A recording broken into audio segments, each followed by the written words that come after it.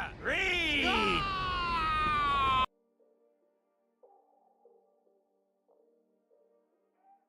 All right, I don't want to waste too much time getting into this one because I think this is rather important because I'm about tired of seeing it. And people are really starting to get on my nerves complaining about this Project 2025 mess. But they can't articulate nor can they tell you what's in it. So I'm not going to go through the whole thing. I'm just going to give my thoughts on it because it's a little bit of common sense is necessary in this political climate. That's the number one reason that I see people citing not wanting to vote Republican, even though what we've got in office has been dog shit for the past 4 years. You know, and I hate to dive into this stereotype, but it's almost as if you want to hide something from black folks and the uninformed. All you gotta do is put it in the book. Read, nigga, read! And that's exactly what the hell we gonna do today. All right, on your screen right now, just so you don't think I'm bullshitting, is the mandate for leadership.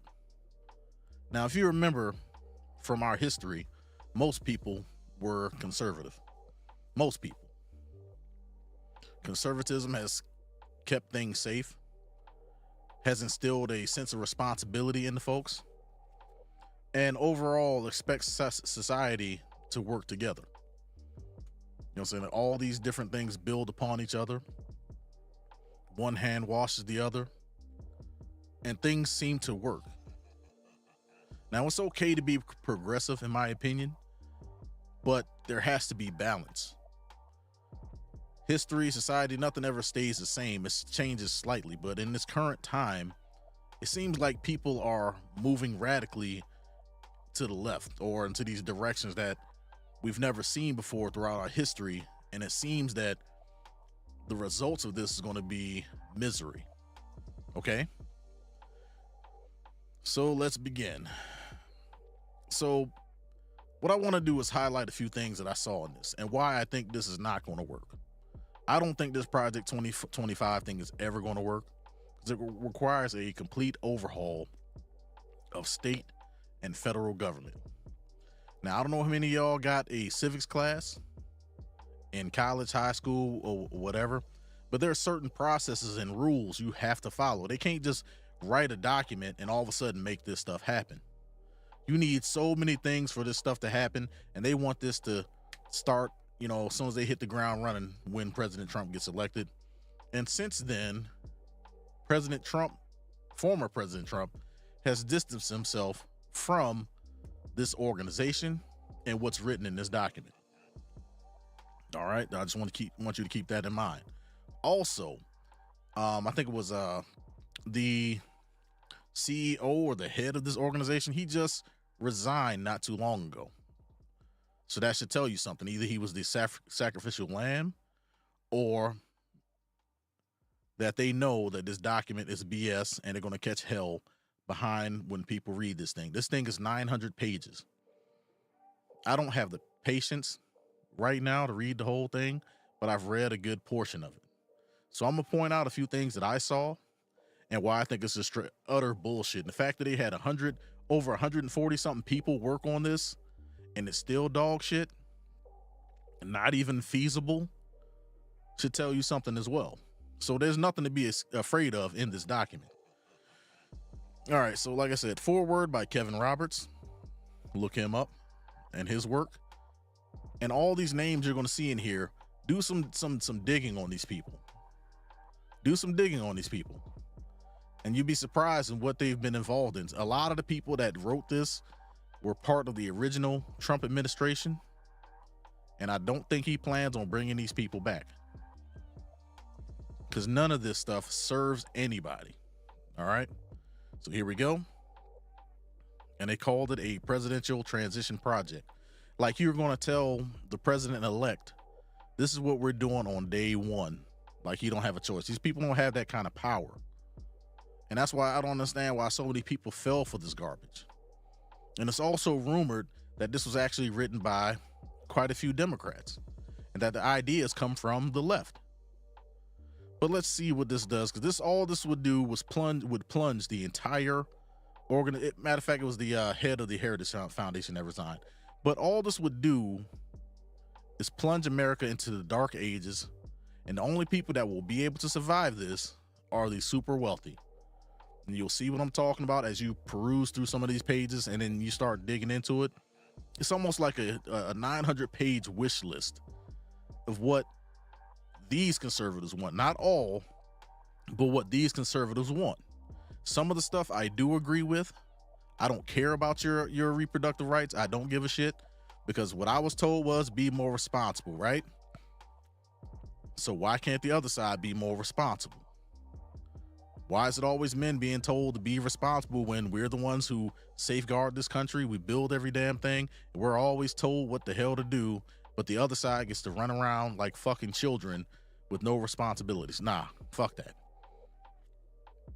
Be responsible. Not my problem. And the justification y'all try to use for this is bullshit. There are exceptions that can be made for medical emergencies and victims of SA. So cut it out. Stop trying to use those small people portion of the population that this happens to justify what you really want to do. All right, so let's continue on.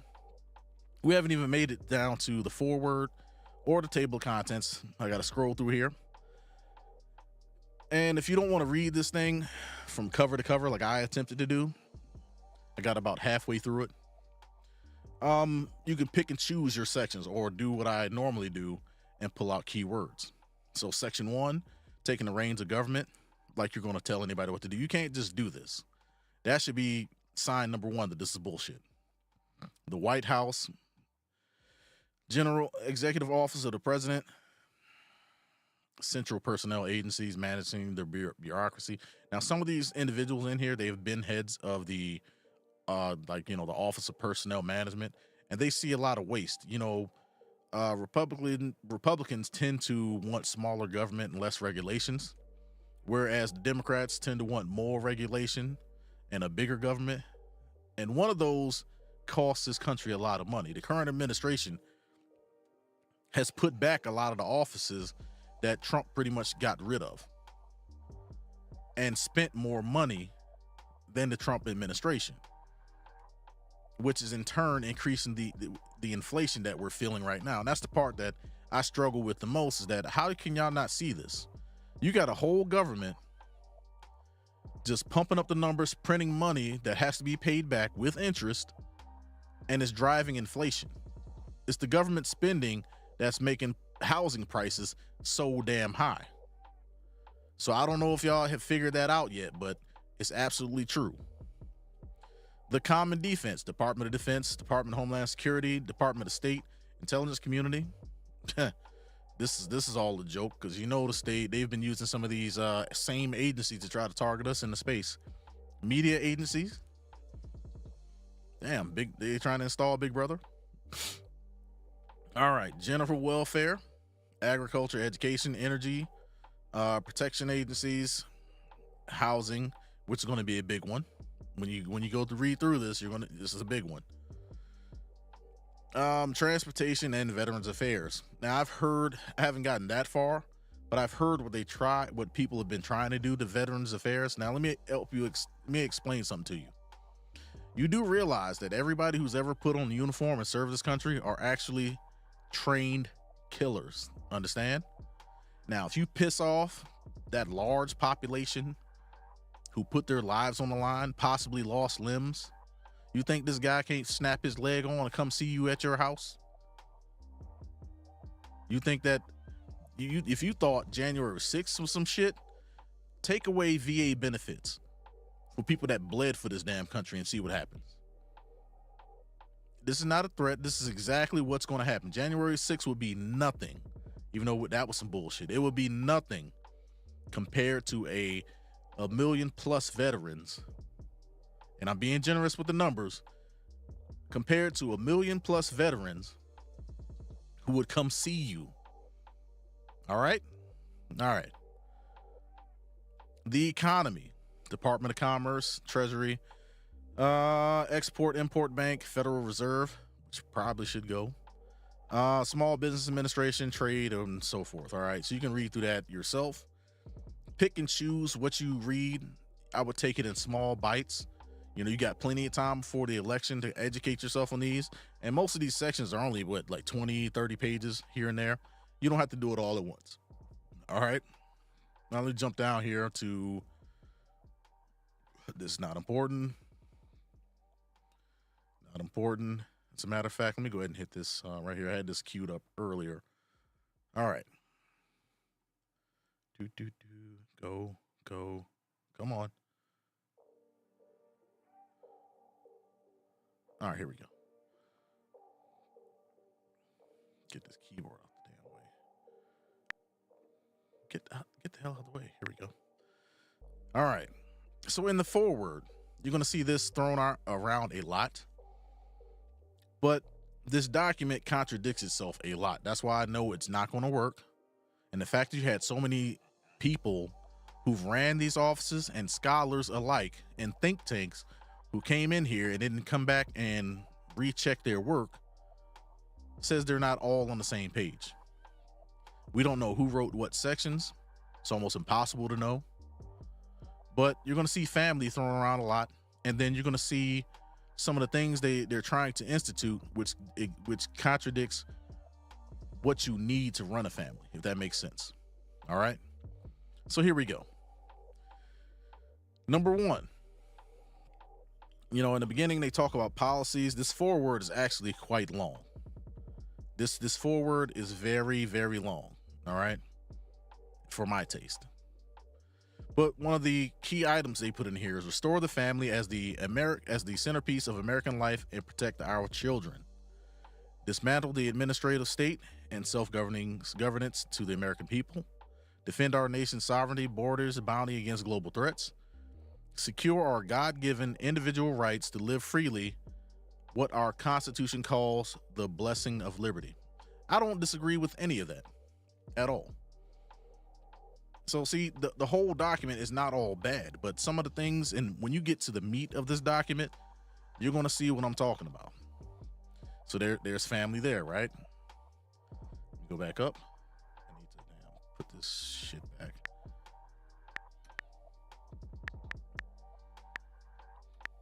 Here we go. Promise number one. That's what they put in the beginning of the foreword. Okay.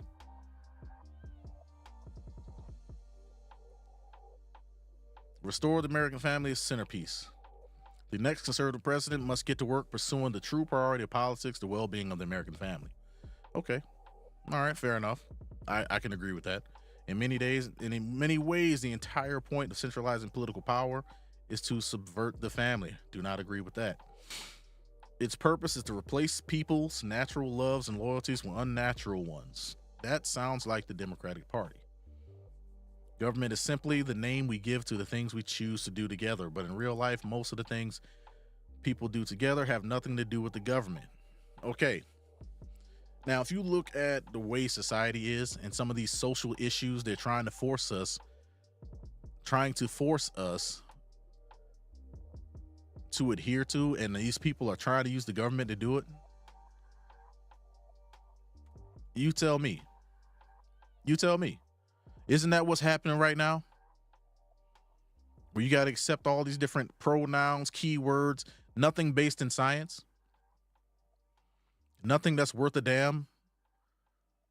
I mean, seriously. Okay. So moving on, let's go down a little bit further.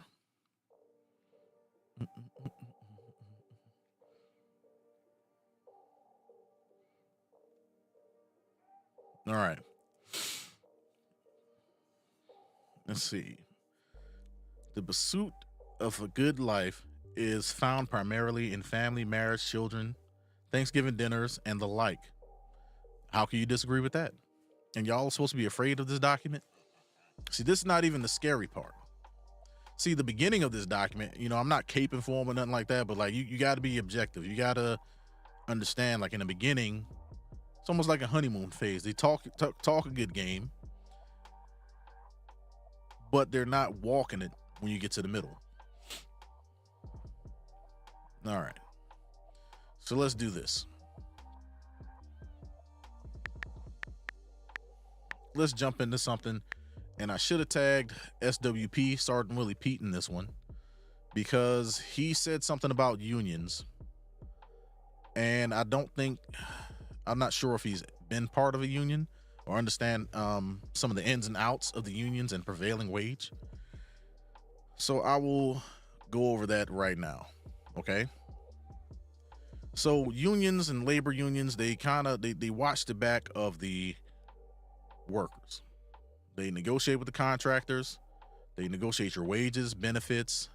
They administer the medical, dental, things of that nature of the business. Essentially, you work for a contractor or you work for a institution, and they watch your back, and you pay a small fee of what you earn, which in most cases is a lot higher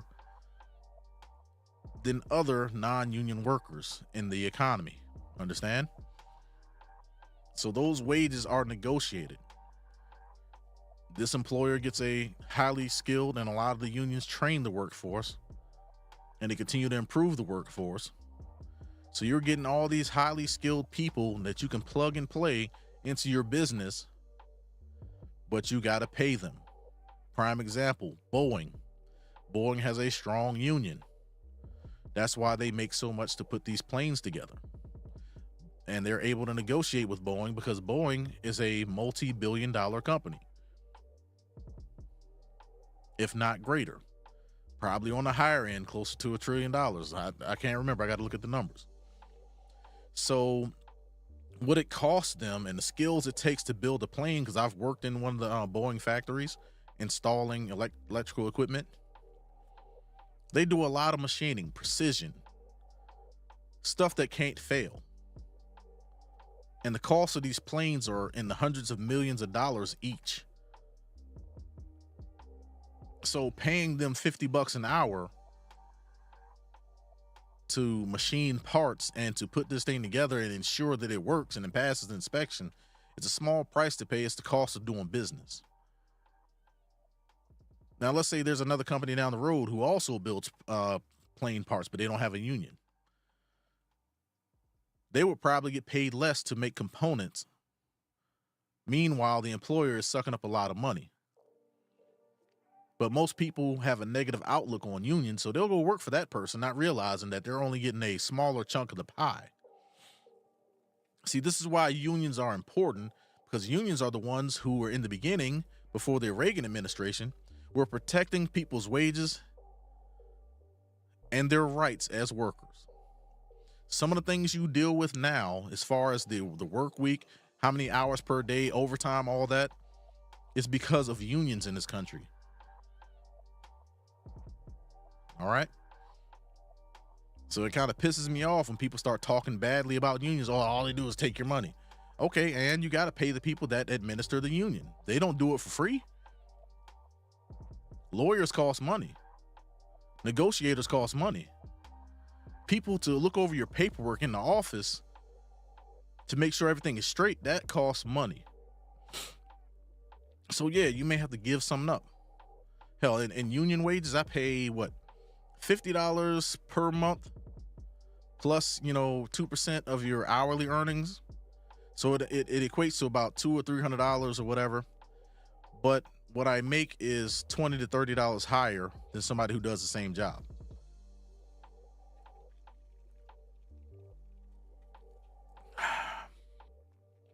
Now you really got to ask yourself, would you give up $300 on the high end to earn $10,000 a month? Because I guarantee you that you at least spend $300 on bullshit. They guarantee your employment on the basis of your contract, and you're only paying what, $300 a month in union dues. And out of those union dues, some of it goes to your medical, dental, and stuff like that. I don't pay that stuff off of my check. That's already negotiated. So there's a lot that people have to learn and you got a device in your hand, you can figure all this out. That's what I understand. Just like you can look at this document right here. Oh, by the way, links to this document are in the description below. As far as the other documents that I've covered and that Machismo TV has covered, those documents are all also in the description below, so you can read them for yourself. But the Sergeant Willie Pete prevailing wage is the highest wage available at whatever position in your area. So if you go for a government contract and they pay prevailing wage, and your company, let's say you're an electrician, whatever, your company only pays your highest paid electrician $35 an hour. If y'all get a government contract and it says you got to pay prevailing wage and the union is paying $70 an hour, guess what? You're getting $70 an hour no matter what your employer says if they want to live up to that contract.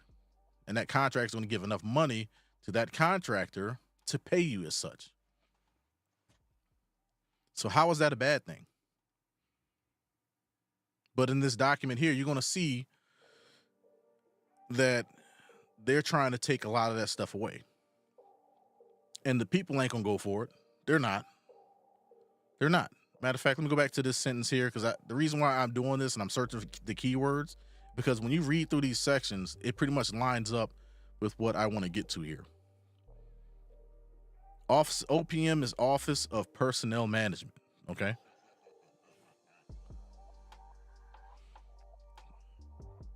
So let's see, where is that? Where is the section I was looking for? I highlighted it earlier. See, I shouldn't have switched to my iPad, but I wanted to not have any issues as far as going through the document because my computer's been real stupid lately.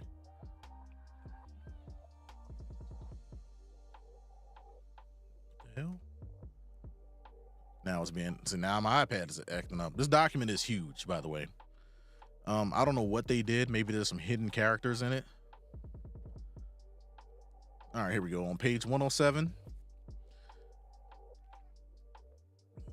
Let's see. Merit pay. So one of the things I saw in here that's going to be detrimental to the passing or them trying to attempt to make any of this happen is they want to go to merit pay. And a lot of people right now benefit from not merit pay.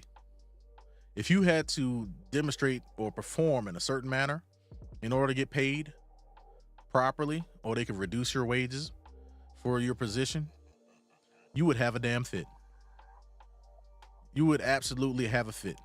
Even though I can see why you would ask for such a thing, but if we all work at Burger King flipping burgers, and I'm not flipping them fast enough, and you decide to take $1 from me per hour, you think you're gonna have anybody in your shop for too long?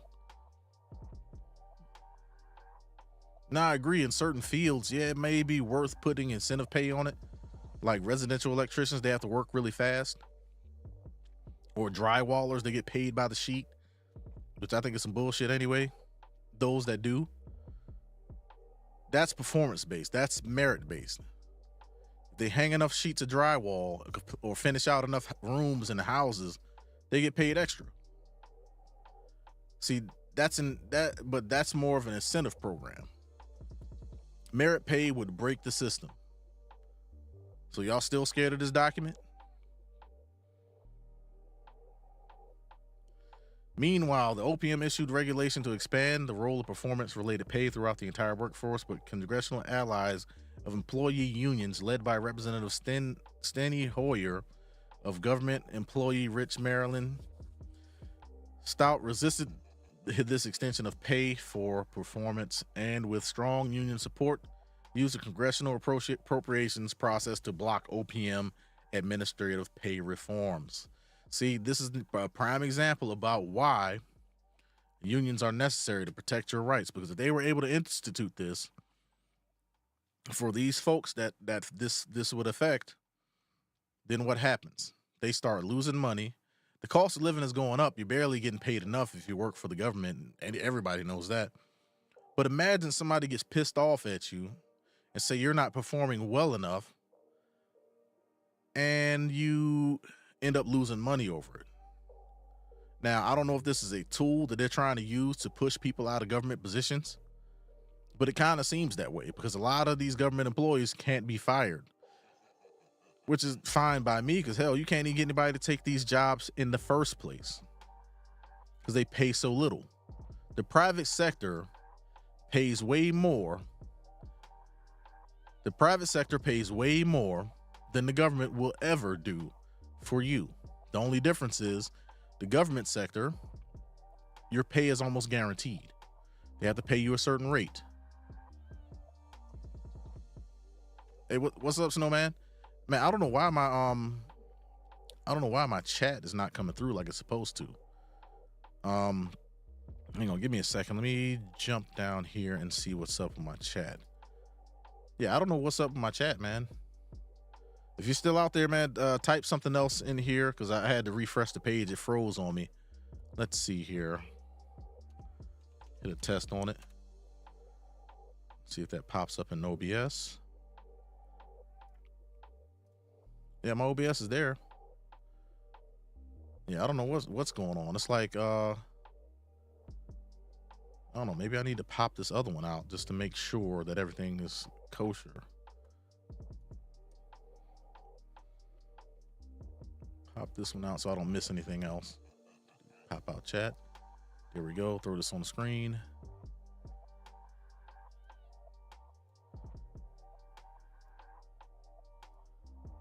There we go.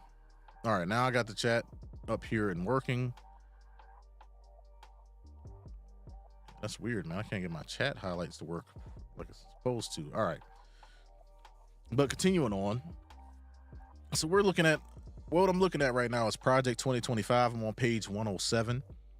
I mean, you can read through all this, but there's a lot of acronyms and a lot of stuff set to confuse people. So that's why I don't get why people were so afraid of this document when hell, half of y'all can't understand the acronyms. They used a lot of jargon in this. This was not meant for everybody to understand. So you don't understand it, so why should you fear it? I guess is my point. Why did not show up in chat? Okay. I'll fix this in a minute. Let's see here. What is this one? Filter messages to have donations.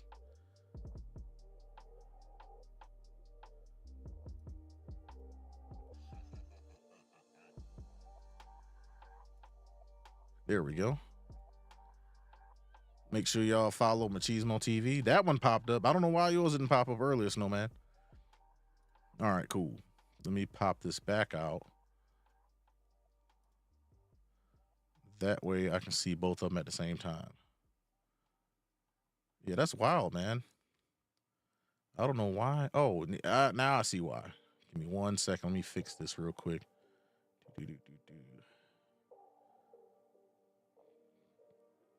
I think my messages are timing out.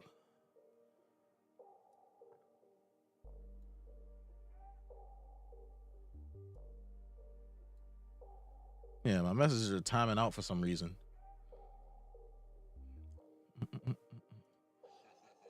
Bear with me. I'm gonna get this fixed right now.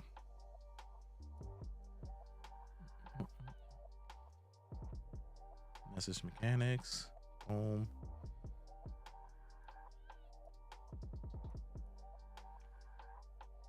Yeah, I did some updating and it's being real stupid. I should have tested this more before I came online and tried to fix this. Get this running. Close that. Custom browser docs. Let's do this. Paste. Crap. Did it again. Damn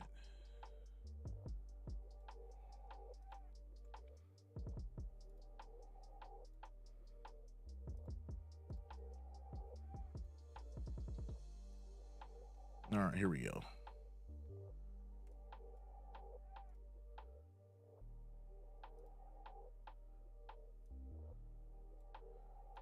Now we should be good. All right, continuing on.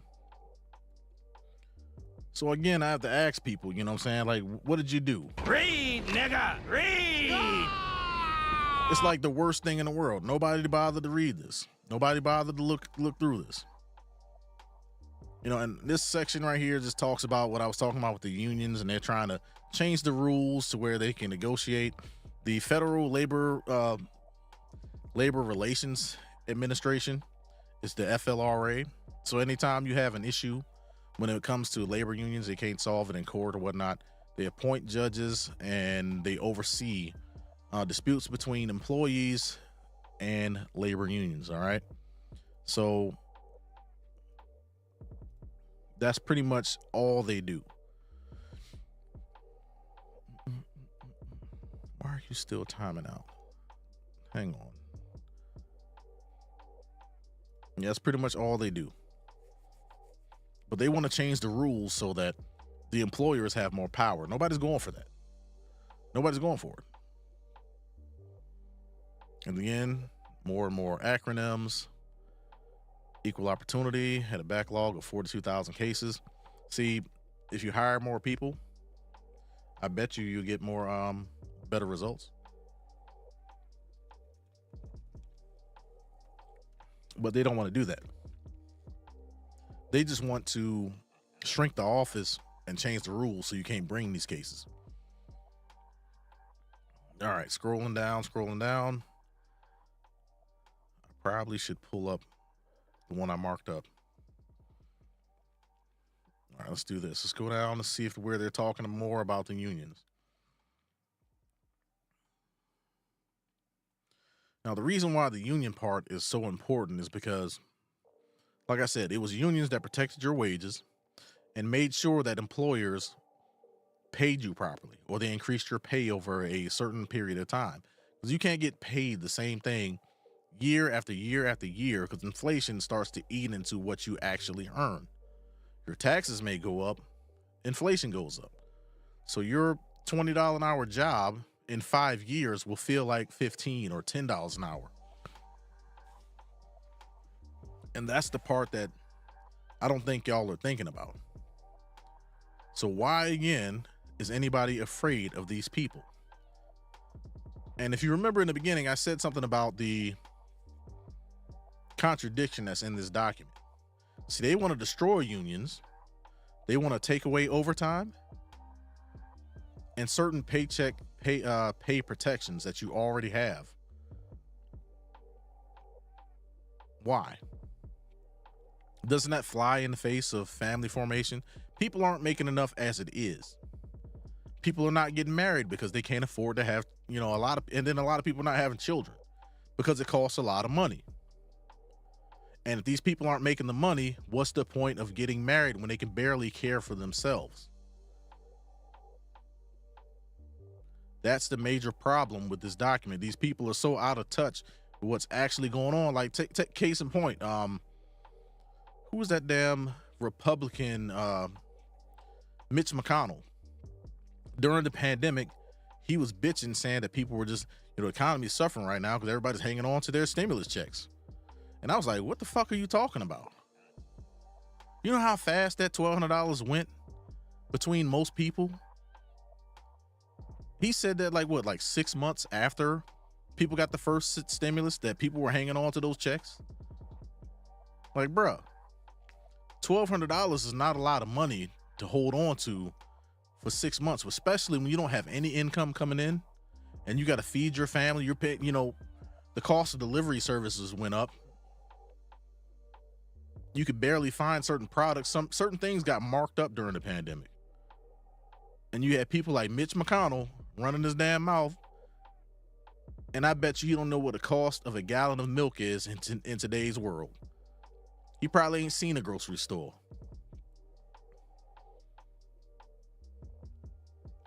So here we go. This is one section I wanted to get to. Managing personnel in a union environment. So they want to use the government.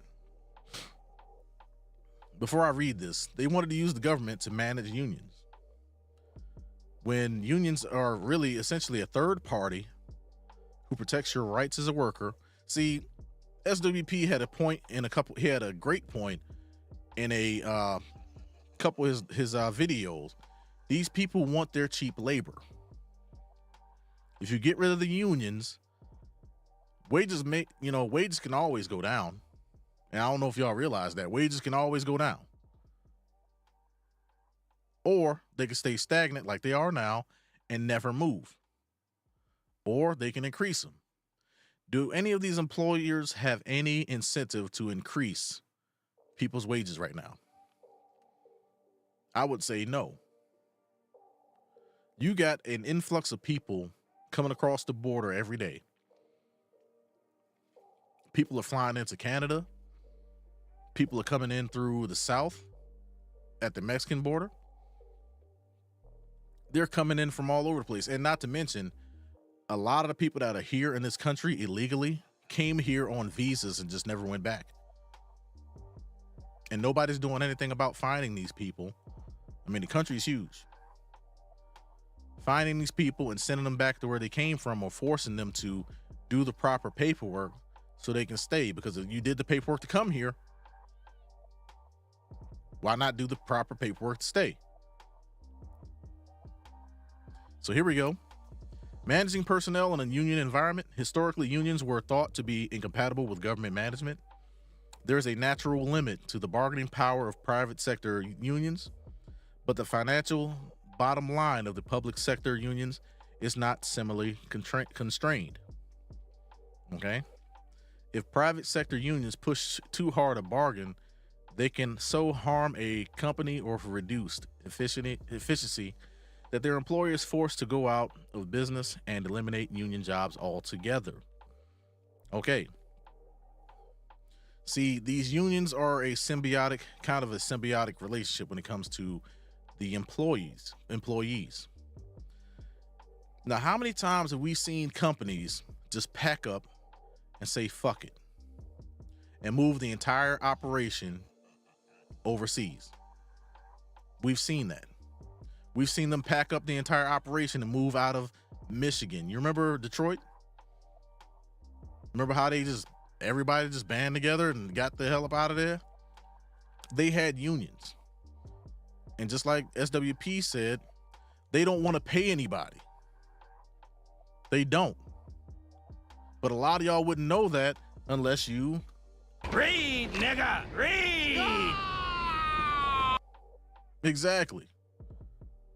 You gotta read it. You gotta know the history. You have to know this stuff. There's been quite a few companies, not just recently, but in the past, who've packed their shit up and went overseas, and they had unions. See, this statement here says that, unions can harm the bottom line or bankrupt the company. So, people deserve to get paid a living wage. If you work for this company, if they have a pension program or a retirement program, they deserve to get paid out. What happens to these companies who have bad business practices? They end up going bankrupt anyway, so what the hell are y'all talking about? Look at Yellow, the trucking company. They just told them dudes, hey, today's your last day, turn the trucks in. Did y'all miss that? The videos are out there. I can show you the receipts. All those people that own the company went bankrupt. The CEO still walked out of there, and the executive still walked out of there with a couple million. They don't have to pay out, as far as I know, they didn't have to pay out pensions. And people who were receiving pensions, that shit just stopped. If I remember correctly, they're in the process of going to court to rectify this, because that was fucked up. But in the meantime, these guys that worked there 20 years for that shipping company were seen on video crying and pissed. They were so angry they were crying. Y'all been there before. Because they put their blood, sweat, and tears into this company, literally. They just closed up shop overnight. See, unions are important because, like I said, they protect the rights of the employees. We don't give a shit about the companies because they can fire you today without notice. but they want you to give them a 2-week notice. These companies make significantly more money than a single employee would ever see in a lifetime. And you're worried about being bankrupt? The piece they keep leaving out is that when it comes to wages and benefits, unions negotiate those. You got to bring your books, we bring our books, they sit down at the table and they hammer out a deal. Unions, for the most part, don't just gut a company for what they earn, but a fair portion. I mean, look at some of these other companies and the places they move to. Look at some of the states in the South where they've moved a lot of car manufacturers to. They're probably paying those guys less than half of what they were paying people in the states they came from. Boeing tried that shit, moving from Washington to South Carolina, where they were trying to get away with paying people on the East Coast. They could probably get away with paying people $15, $20 an hour to make the same damn plane parts that they would get, for millions. They would sell these planes for millions. They tried it, but they were only able to move a small segment of the company to South Carolina to cut costs. Boeing has one of the best pension programs in the country. There isn't a year that goes by where they don't sell planes. I doubt that they will close their doors forever. See, now these unions exist in spaces where the business market ain't going nowhere. They're all over the place in the construction world. Stuff still needs to be built and maintained. In some of these tech places, Raytheon,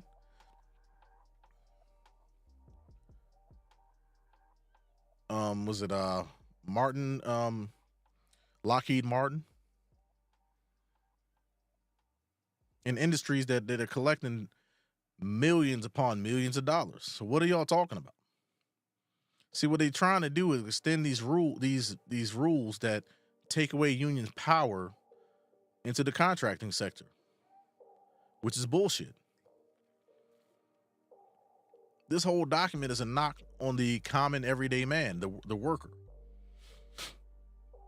As you drive down the wages for me, see, this is the only time trickle economics will ever work.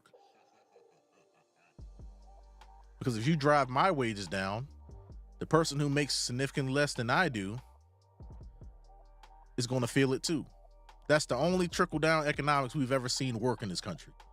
And y'all know it.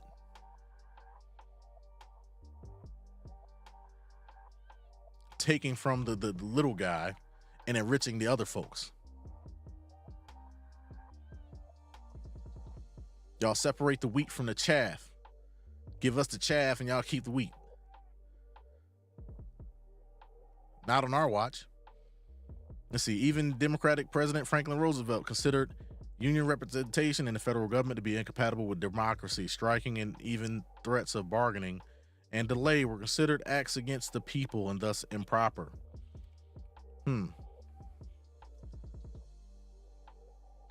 Right. Well, hell, with all the billions of dollars y'all send overseas, you can afford to pay your government workers more. I'm just saying. Hang on, scrolling down. I'm going through a few more things here.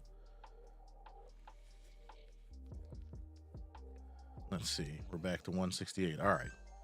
So there's that.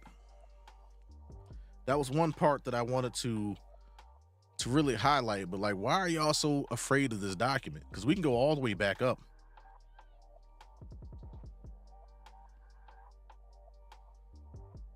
Let's see.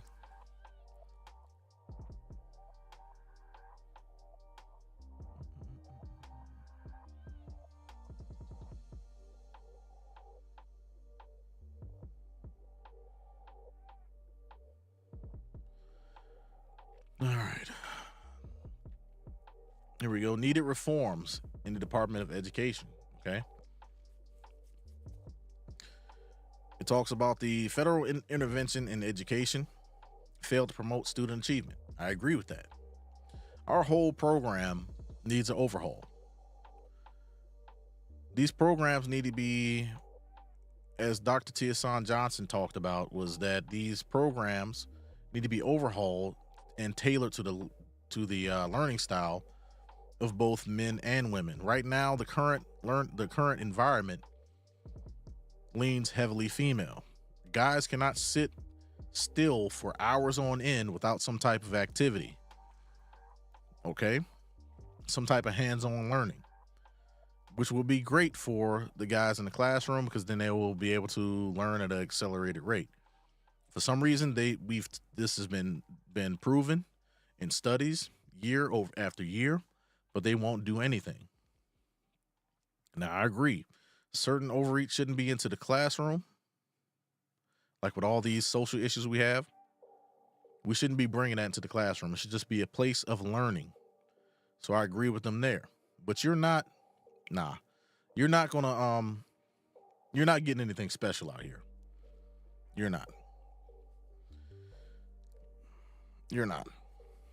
But you let these folks tell it, this document is dead on arrival, and they know it. It's just like the Diverting hate documents, dead on arrival. You're not gonna get this past. You couldn't get this past a metal detector, and this has no meat, no steel, no nothing in it. You can't even rock the boat with this thing, but somehow people are up in arms about this damn project. Anybody with any type of business acumen or legislative acumen could not pull this off if you tried. As a matter of fact, let me go back to, where's that damn table of contents? There's a section that I wanted to look at as well, because I'm still reading this, but I just wanted to show you there's nothing in here to be afraid of. Absolutely nothing. Don't let anybody tell you, oh, aren't you afraid of 2025 and they're going to put you back into slavery? Yeah, it's possible they can pull off some of this. They're not pulling this shit off. If they think people are pissed off and not working now, there's 6 million men out there who are not working at all. That number can only go up. Piss off enough dudes, that number is only going to go up. Where the hell is this thing? And here's the list of names here. If you come to page 12, this is your advisory board. And I think there's a list of names of all the people who contributed to it. It might be at the end. There's 2 names there. Let's see here. Common defense. Welfare.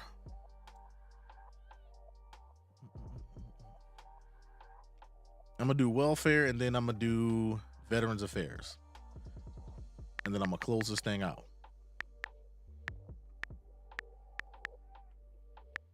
Because if they really wanted to implement this, they did a piss poor job of laying this out and how this is beneficial to the American people. That's the issue that they're going to have. This does not benefit the American people whatsoever.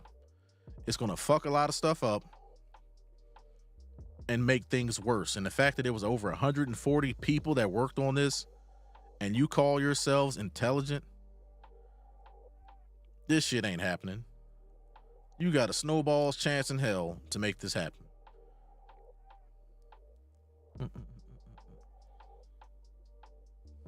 Let's see here.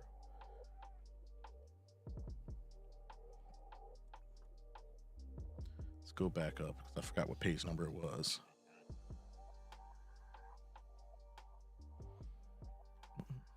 .503. Oops, went too far.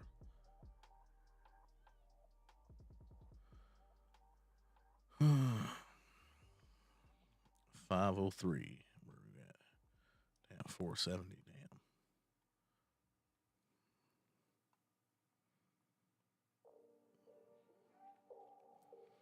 Now, one thing that I would like to see happen, and I may sound like an asshole for saying it, I don't care. I would like to see the Section 8, welfare, food stamps, all that get revamped. But at the same time, this current administration has pretty much took the legs out of, or the teeth out of my argument, or their argument, by sending a bunch of money overseas. If you can afford to send money overseas, why can't you afford to take care of your people here at home? I said this months ago. And on a side note, I know you larger content creators are watching. I ran across a live stream. I'm not going to say you the name, but I ran across a live stream where dude said word for word what I said in my shorts video. And what was said in that shorts video came off a longer form video, a live stream I did a couple days, last week. You stole my shit and my talking points, and I'm watching you. When I said that 4 years ago, and I've said this shit in the past, some of you larger content creators are still y'all ran out of shit to talk about, and now you're stealing talking points from the smaller channels, and you're making money off of it. At least send me a fucking super chat or a damn Cash App.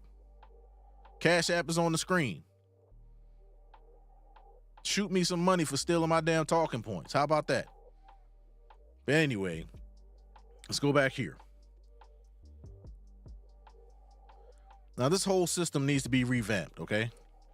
It's one thing if you have children, you had a family unit, and you just all of a sudden lost everything, and then you end up on Section 8, but then it's another thing to keep passing this shit down from generation to generation, or you just start off in the hole. Just going straight for Section 8, or having children to get on Section 8. None of us like that shit. None of us agree with it. But again, they kind of killed our argument when y'all give money to illegals and housing immigrants that, housing all these immigrants that come over the fence. See, the men in this space, we want fiscal responsibility. We want a piece of the resources because y'all give women and children everything, but the young men and boys don't get nothing. Make it fair. So they want to reset HUD. This effort specifically include broad reversal of the Biden administration's persistent implementation of corrosive progressive ideologies across the department's programs. Exactly. So I don't disagree with this. But you know what? This almost makes the case for why some of y'all are scared of this document. Because some of the stuff in here would make you get off your ass. Some of y'all would have to go out there and do better.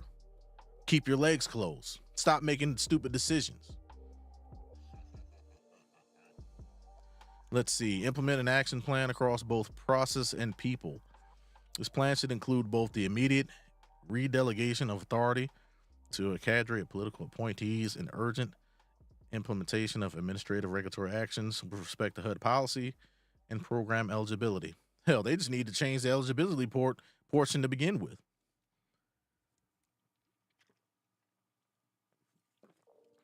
Excuse me.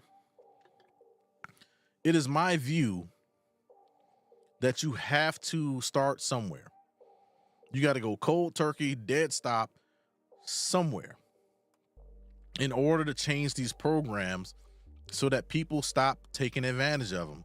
Eventually, you're going to bleed the system dry. You got a bunch of people taking advantage of these systems, having kids all over the place, who eventually become dregs of society or require more resources because they weren't given anything in the first place. Not to mention, there's no incentive for them to stop doing this to take advantage and rob the system. Every time one of these people go out here and have a child, they reset the clock for 18 years. Some of these people have been smart enough to space their children out 5, 10 years apart until they lose the ability to have them. And next thing you know, you're caring for people on welfare, and these folks are like in their 50s.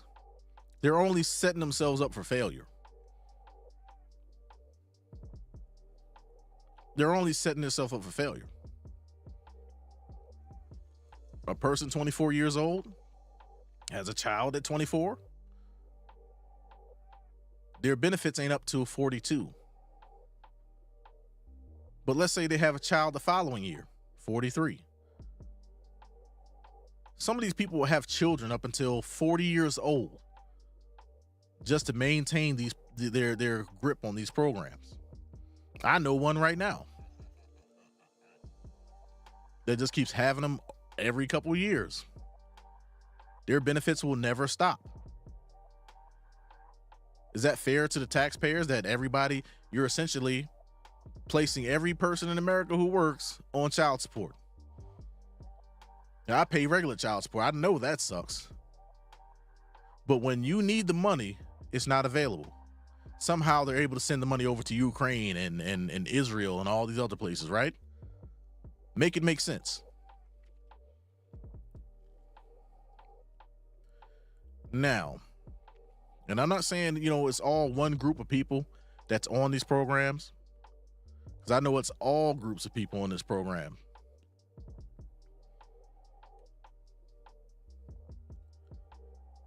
But yeah. So I guess what I'm trying to say, my overall message for covering this is just make sure. Read, nigga, read! Read this shit. Stop going off of word of mouth and assumptions. Because I guarantee you, if you read these documents, you're going to find out a lot. Like, man, I ain't worried about this shit. Pay attention. Be aware. But I wouldn't put too much stock in it. I wouldn't. Some of the stuff that's in here needs to happen. I get it. You're down on your luck. You need Section 8 housing. You need emergency housing. I get it. I'm not a heartless individual. But it should only be a temporary thing. It should only be a temporary thing. It shouldn't be a lifestyle. This sending money overseas, the people that won't circulate the money in our system, that shit's got to go. That's got to go. It's a double-edged sword. I would rather that money be spent on people in these programs than to go overseas. At least I know that money will circulate in our system and not leave. It would help. It will go back into the government and hopefully chip away at that damn deficit that's keeping our interest rates high. See, the only people that are against changing anything about these systems are the people that benefit from them. They don't want to give it up, but they damn sure don't want to work to contribute. And there's a lot more people taken from the system than anything. And then that's all they do. I've known generations of people who all grew up on welfare. I've known black folks to do it. I've known white folks to do it. So that's not the issue. Race is not the issue on this one. It's a right and wrong issue. And you can call me coon, whatever. I don't care. But fiscal responsibility will fix a lot of things wrong with this country. It will definitely fix a lot of things wrong with this country.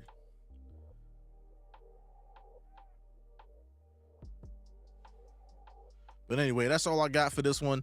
The link to this document is down in the description below. You know what I'm saying? That's it. That's my video. I'm out. And I'll see y'all next week. Tell me what you think in the comments below. Please look at the document. All right, I'm out.